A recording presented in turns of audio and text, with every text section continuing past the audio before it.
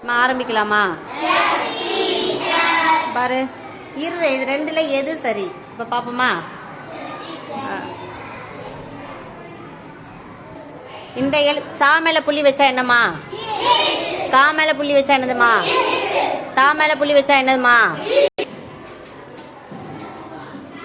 இது என்ன எழுத்துமா?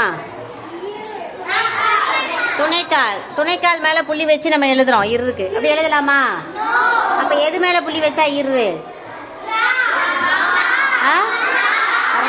ரா மேல புள்ளி வச்சா ஏர். இதானே இரு, கரெக்டு. அப்ப நம்ம துணைக்கால் மேல புள்ளி வச்சு எழுதுற இரு தப்பு. எப்படி எழுதக்கூடாது. இரு எப்ப எழுதினாலும் எப்படி தான் எழுதணும்? இப்படித்தான் எழுதணும். அப்ப ஏர் ஏர் இப்படித்தான் இரு எழுதணும். ஆனா நிறைய எந்த இடங்கள்னாலும் இரு இப்படித்தானே போட்டிருப்பாங்க. நீ அப்படி எழுதாத, அது தப்பா எழுதியிருப்பாங்க. நீ அப்படி எழுதாத, அது இரு கிடையாது. இதுதான் இது சரி, இது